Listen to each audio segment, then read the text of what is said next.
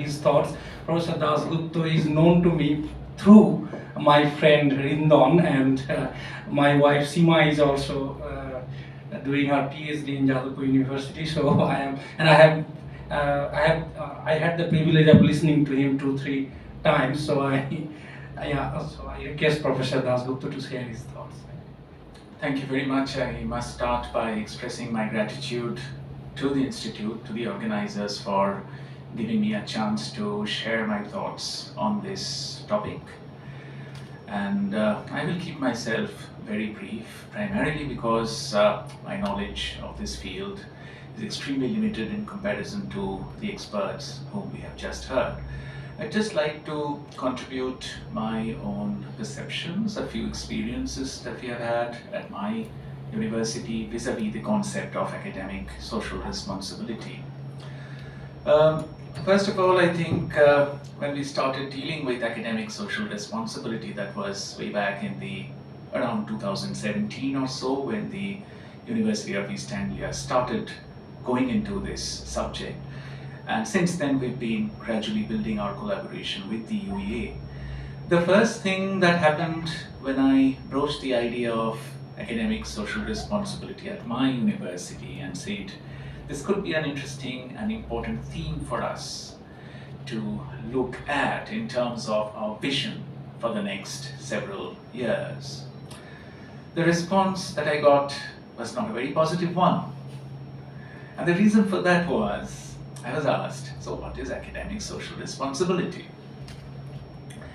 And when we discussed it, what we found at our university was that to us, there doesn't seem to be much that is new to us over here. This seems to be something that we have always been trying to do, given the fact that we are a state-run university in a post-colonial country, third world country, and so on and so forth. Our pedagogy, our curriculum development has had always certain restrictions because of our limited infrastructure, resources, and so on and so forth. So right from the beginning, perhaps, in our own way, at least I can speak of my department, the Department of Comparative Literature, Jadavpur University. Curriculum development was always something where there was this notion of prioritization that was involved, which is a word that has come up in these discussions. Comparative literature across the world was predicated upon the understanding that the world was one in a certain way, and therefore we need to break down the boundaries, the artificial boundaries and barriers that separate creativity across languages, across countries. And at the same time, when comparative literature was introduced in India, there was the clear perception that we could not do comparative literature the way the United States of America or France or Germany had been doing it, because our infrastructure, our resources were different, limited.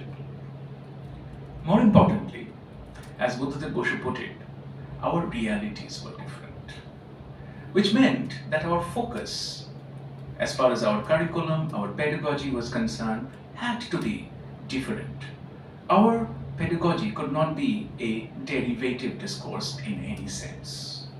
I'm just using the example of comparative literature, and I'm sure it will reflect in the developments in other departments and disciplines in the humanities in India as well. What were these differences in the realities? I think the primary difference that stares us in the face is the linguistic cartography of India. We all know we had started off with 14, 18 languages as far as the constitution was concerned. That went up gradually. Somewhere in the 20s, we have the official languages. But all of us are aware of the fact that India lives, writes, speaks, sings, loves, fights in many more languages than those 24 or 25. We have more than 700 languages, although many of them are close to extinction. Of course, many of them may not have a script, but these are very much languages that we are living with and within. And if there are languages, there are so many different cultures which are feeding these languages and are feeding off these languages. And the question immediately comes up is, when we are doing literary studies or cultural studies in a country like India, which is a unique experiment given our heterogeneity and diversity, when we are doing literary studies in a country like India, What do we focus on? What is the reality that we are trying to understand? This is a reality that is so complex that we cannot use the lens of traditional single literature approaches or even comparative literature approaches that have been used elsewhere in the world. How do we talk about India, Indian literature? Forget about the world. The only way of doing it, if we want to be inclusive, is to look at as many of these traditions as possible. How to look at these traditions? There is so little that we know of the cultural produce of languages that are contiguous to us, of states that are contiguous to us. How much do we know of what is written, what is sung in Oriya, in Bengal today? How much does someone in Tamil Nadu know about who the important writers are in Kerala? Even that is very limited. And if we think about asking ourselves, how much do we know about Lepcha belief system about creation? It's very, very little that we know about each other, about this India. The only way that we can perhaps understand India in a more broader way is, of course, by breaking down these barriers, by opening ourselves up, by showing the willingness, the humility to learn about each other, to engage with each other, to contribute to the progress of each other.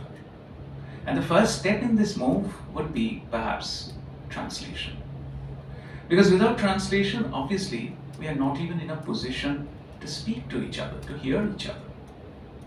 That is why translation has been at the core of our approach in my department, comparative literature, for decades now. And in recent times, we have Intelle, the Center for Translation of Indian Literatures, which has also been trying to take this move forward. What is this move? What are we trying to do? We are trying to do little more than facilitate a process that is, we feel, very essential, very much the need of the hour, and to see how far we can engage with it. The role has to be one of facilitator more than anything else. Who does this benefit? Who does this process of opening up help? Well, let me narrate a brief story. One of the things that comparative literature has prided itself on is, traditionally, it's an open discipline. The first premise of comparative literature is an openness to alterity, breaking down borders, as Rabindranath himself spoke about in his Vishwasahitya lecture. As we open up, what do we see? What happens? Our vision becomes enlarged, but it's not a monologic movement that happens. The story that I would narrate to you is about a time when I had just joined the department as a research fellow and I was teaching modern Indian literature. At that time, modern Indian literature from different Indian languages was something very new. Not very many departments used to teach it. Today, I think it has gained a certain legitimacy, a certain respectability in academia. That was not the case then. So I was very happily talking about 8-10 stories from different languages of India. We can all imagine what those languages would be. Probably Malayalam would be one, Hindi would be another, Urdu would be another, and so on and so forth. Then one of these students comes up to me after the class and says, okay, we are talking about modern Indian literature. So many languages, but where is my language? Where is my story? The story of how my life is in the hills of North Bengal. The language in question was the Nepali language, which many of us think of as being a language that belongs to Nepal. But that is not the case. West Bengal, our state itself, as all of us know, so many of you have been working with so many different languages. We have so many different languages which are the first languages, mother tongues of people of Bengal. How much do we know about these?